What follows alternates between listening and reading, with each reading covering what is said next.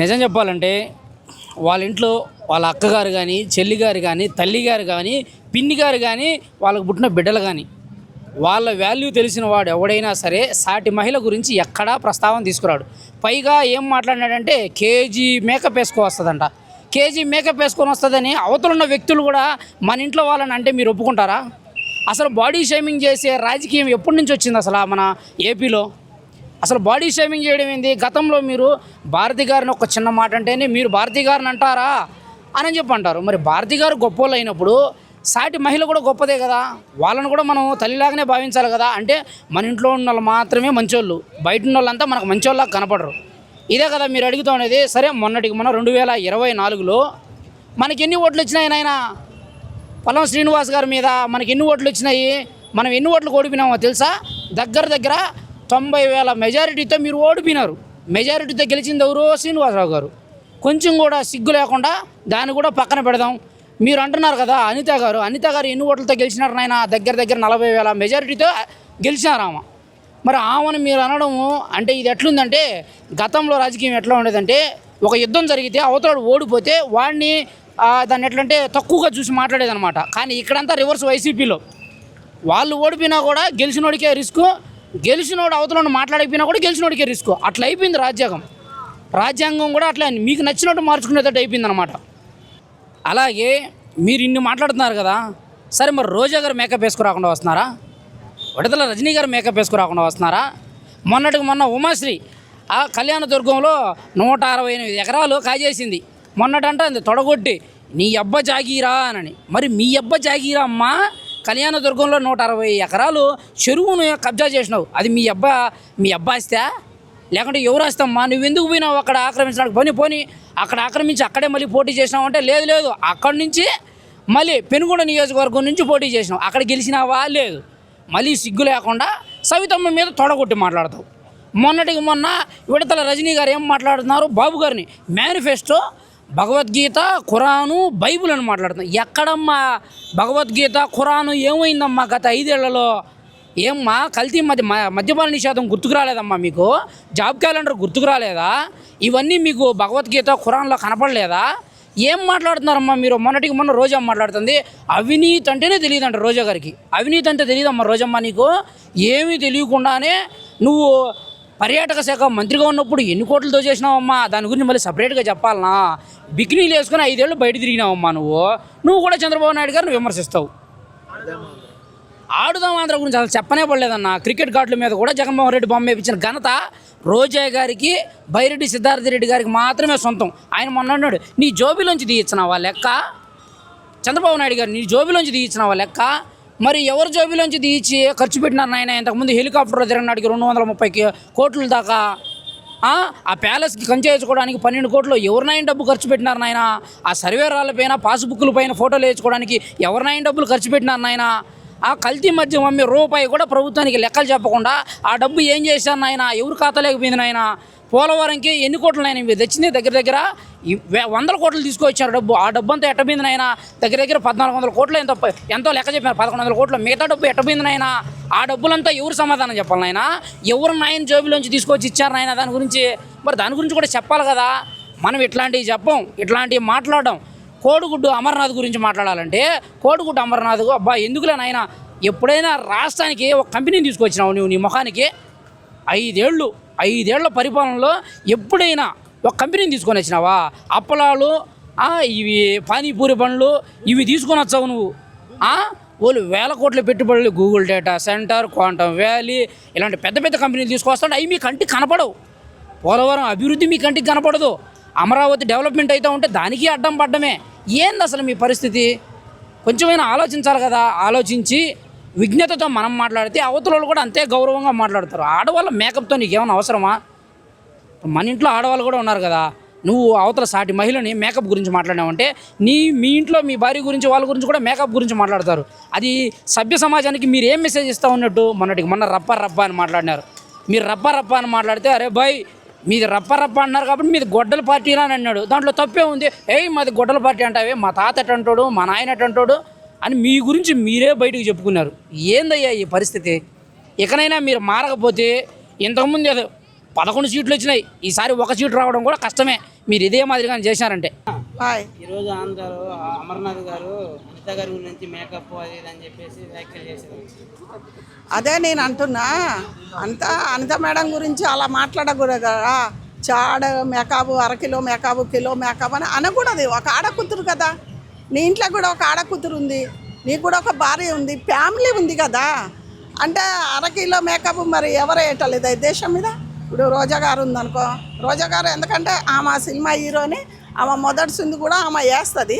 అందు గురించే అనకూడదు ఒక ఆడకూతురు. అందులో ఆమె ఒక మంత్రి అన్నది మర్చిపోవద్దు కదా, మర్చిపోకూడదు కదా. అందు గురించే ఆమెను అనటం చాలా బాధాకరంగా, ఎందుకంటే నేను తోటి ఆడామ కదా. అందు గురించి అనకూడదని ప్రతి ఒక్కళ్ళకి కూడా ఎవరైనా ఇప్పుడు ఆంధ్రాలో తెలంగాణ తేడా లేకుండా పోతుంది ఈ తిట్టుకోటాలు బొట్టుకోటాలు. ఇప్పుడు మీరు పవన్ కళ్యాణ్ కానీ చంద్రబాబు నాయుడు దాంట్లో కూడా బూతులు ఎక్కువ అనరు. ఇప్పుడు బూతులల్లా పోయింది, నష్టపోయింది ఎవరు? వైఎస్ జగన్మోహన్ రెడ్డి గారే దాన్ని ఖండించాలి. మీరు బూతుల పంచాంగం పెట్టకూడదు. ఇవాళ ఆ పార్టీ దెబ్బతిన్నది అందుకు, అది పెద్దోళ్ళకి అందరికీ తెలుసు అనుకో. అందు గురించే తెలుగుదేశంలో ఎవరు బూతులు అనరు. అయినా అనిత గారు ఆమె ఆడామ లక్షణాలు ఆడామలాగానే ఉంటుంది. ఆమె ఏం మాట్లాడాలో. ఇంకోటి ఆమె పనులు మీకు ఏం చేయలేదు. ఆమె ఇచ్చిన పదవులో ఏమన్నా మీకు ఏమైనా కొరత చేసింది, ఆ పనులు చేయలేదు అవి విమర్శించాలి. కానీ ఆమె బొట్టు పెట్టింది, కాటిక పెట్టింది, ఆమె మేకప్ వేసింది. మేకప్ ఆయనది ఎంత తప్పు అసలు. ఒక మాట చెప్పాలంటే ఆమెకు సారీ చెప్పాలి అనకూడదు ఆడకూతురు. ఆమె తిరిగి పెడితే నువ్వు ఎక్కడుంటావు, వాళ్ళ క్యాస్ట్ కూడా ఏందో మాకు తెలుసు. తిరిగి పెడితే మళ్ళీ కొడుకు బయటికి రాడు. అందులో ఆమె హోమ్ మినిస్టర్ అయి ఉండి కూడా ఆమె మీద అలాంటి వ్యాఖ్యలు చేయడం అసలు చేయకూడదు. హోమ్ మినిస్టరే మళ్ళీ ఆమె పోయి పెడితే ఆడుంటావు నువ్వు. క్యాస్ట్ పరమం కూడా పెట్టవచ్చు. సపోజ్ చెప్తాను, అరకిలో మేకప్ కానీ అనకూడదు. అసలు ఆయనకు బుద్ధి ఉందా? ఆయనకు ఫ్యామిలీ లేదా? అదైనా మైండ్లో పెట్టుకొని అంటే బాగుంటుంది కదా. అందు గురించే అనకూడదు. అనిత ఎందుకంటే హోంమంత్రి కదా ఆమె ఏదైనా ఎమ్మటే పరిగెత్తుకుంటూ పోతుంది. ఆమె అన్నిట్లో కూడా బాగుంటుంది. ఆమె నల్లగా ఉంది, అరకిలో మేకప్ కొట్టుకుందానికి, షారడి పెట్టుకుందానికి. ఆమె తెల్లగా ఉంది, అరకిలో ఎందుకు పెట్టుకుంటుంది? ఒకసారి అది ఆలోచించి మాట్లాడుకుంటే బాగుంటుంది. ఎందుకంటే అప్పటిలాగా బూతులు గీతులు లేకుండా మంచి పరిపాలన చేయాలి ఎవరే కానీ కోరుకునేది. ఆమె నుంచి ఆమెకు అలాంటి మాటలు ఒక లేడీస్ అన్నందుకు మాకు కూడా బాధగానే ఉంది. ఏదైనా మన తెలంగాణ ఆంధ్ర అని కాదు కదా, అందరం ఆడలేం కదా, అందరం మన భారతదేశంలో బతుకుతున్నాం కాబట్టి హోంమంత్రి అనితని అనటం బాగాలేదు. ఖండిస్తున్నాం మీ అందరం ప్రతి ఒక్కరు. తీసుకోవాలి జగన్మోహన్ రెడ్డి ఇంతకుముందు ఏమో కానీ ఇప్పుడు ఆ భూతల పంచాంగం లేకుండా రేపు నువ్వే వస్తావేమో మేము కాదనం అది. అందు గురించి ఎవరిని బూతులు గీతులు లేకుండా ఇప్పటి నుంచి అయినా దాన్ని ఖండించుకొని ముందుకు వస్తే బాగుంటుంది. ఎందుకంటే ఒక లేడీని అనకూడదు, అది జగన్మోహన్ రెడ్డి మనిషి కాబట్టి దాన్ని ఖండించాలి. అవసరం అయితే సారీ కూడా చెప్తే బాగుంటుంది. వైఎస్ఆర్సీపీ వాళ్ళు ఎంత ఆటం చూసిన తర్వాత కూడా మాట్లాడే విధానాన్ని నేర్చుకోవడం వాళ్ళ దాంట్లో అల్లా ఒక్కళ్ళు ఇద్దరే కానీ ఎవ్వరికి నోరు కుదరదు. ఒక్క మాట చెప్పాలంటే ఎవ్వరికి నోరు కుదరదు. నేను చెప్తాను కదా ఆ మాట. ఎందుకంటే నేను అంత చిన్నపిల్లనేం కాను, నోరు కుదరదు. దెబ్బతిన్నది ఎందుకు అదొక్కటి ఆలోచించుకోవాలి ఎవరే కానీ. పనుల మీద మీరు ఫైట్ చేయండి, వాళ్ళ వ్యక్తిగత విమర్శలు మాత్రమే చేయకండి. పవన్ కళ్యాణ్ గారిని అట్లాగే చేస్తారు. ప్రతి ఒక్కరిని మీరేంటంటే కార్యక్రమాల మీద మీరు అధికారంలో ఉన్నారు, మీరు పలానా శాఖలో చేస్తున్నారు, మీరు పబ్లిక్ ఏం చేస్తున్నారు, ఏం చేయట్లేదు. ఆల్రెడీ 5 years గవర్నమెంట్, 2 yearsలో చాలా కార్యక్రమాలు చేశారు. పింఛన్లు ఇస్తున్నారు. నువ్వు 4,000 అంద మీ గవర్నమెంట్ 4,000 చేయాల. ఎట్ ఏ టైం రావటమే 4,000 చేశారు. బ్యాలెన్స్ ఉన్న డబుల్ పింఛన్ ఇచ్చారు. బస్సు అన్నారు, బస్సు పెట్టారు. గ్యాస్ అన్నారు, గ్యాస్ ఇస్తున్నారు. అరే 12,000 కోట్లు తీసుకుంది మీ గవర్నమెంట్ డ్యామ్ కడతామని, పోలవరం డ్యామ్ కడతామని చెప్పేసి 12,000కి ఒక్క రూపాయి లెక్కలేదు. ఏదిరా మీరు ఏదో ఆ స్టేజీల మీద మీరు రియల్గా ఇప్పుడు చంద్రబాబు నాయుడు గారు కానీ, పవన్ కళ్యాణ్ గారు కానీ, లోకేష్ గారు కానీ వెళ్ళి ప్రజల్లోకి వెళ్ళి సేవా కార్యక్రమాలు చేస్తున్నారు. అట్లాంటిది మీరు ఇలాగా చేయటం కరెక్ట్ కాదు. అర్థమైందా? అదొకటి గుర్తుపెట్టుకోండి మీరు. ఎందుకంటే చేసే పనుల మీద ఫైట్ చేయండి, వ్యక్తిగతంగా ఎవరిని విమర్శించకండి. అది ముఖ్యంగా చెప్తున్నా మీకు. ప్రతి ఒక్కడి మీద కేసులు ఉన్నాయి మీకు. ఎందుకంటే ప్రతి ఒక్కడు ఫ్రాడే. ఇప్పుడు కూడా గెలిచారు, పనులు చేస్తున్నారు, ప్రజలంతా చూస్తున్నారు వాళ్ళని. అట్లాంటప్పుడు మీరు కూడా చూడాలి. కొన్నాళ్ళు చేయలేదనుకో, 4 ఏళ్ళు అయింది, 3 ఏళ్ళు అయింది, చేయట్లేదు. ఆల్రెడీ చేస్తున్నారు కదా, చూస్తున్నారు కదా. గ్యాస్ ఇస్తుందా, 3 బండలు ఇస్తున్నారా? ఇంట్లో ఉన్న మహిళలకి ఎందరుంటే అందరికీ. మీరేంటి మీ గవర్నమెంట్ హయాంలో ఒక్కళ్ళకే 15,000 ఇచ్చేవాళ్ళు, 4 ఇప్పుడు ఆ ఇంట్లో 4 అమ్మాయిలు ఉన్నా ఆ నలుగురికి 60,000 ఇస్తున్నారు. 7 ఉన్నా సరే అలా 75,000 ఆ లెక్కల ప్రకారం ఇస్తున్నారు. ఎవరు ఇస్తారా? మీరు డైరెక్ట్గా వెళ్ళి ఏదైనా మీ మినిస్టర్లు ఆ ప్రోగ్రామ్స్ విషయంలో వెళ్ళి వర్కులు చేశారా? చేయలే. ఇవాళ పవన్ కళ్యాణ్ గారు చూడు, పవన్ కళ్యాణ్ గారు అడవి ప్రాంతాలకు వెళ్ళి రోడ్లు వేపిస్తున్నాడు, నల్లలు బిగిస్తున్నాడు, కరెంట్లు వేపిస్తున్నారు. అలాగే ఇప్పుడు మన గోదావరి పుష్కరాలు ఉన్నాయి, చేస్తున్నారు. ఒరే అమర్నాథ్, మీకు ఏదో ట్రాఫిక్ కాదు, నీ విషయంలో చెప్తున్నా. ఇంకెప్పుడు కూడా ఎవరిని అలా విమర్శించకు. పవన్ కళ్యాణ్ గారు రోజాని ఒక రోజు అన్నాడు. ఎందుకంటే పవన్ కళ్యాణ్ గారు ఒక్కసారే అన్నాడు రోజాని, ఏదో గోల్డ్ మేకప్ ఏదో అన్నాడు, అంతవరకు. అది ఎందుకన్నాడు?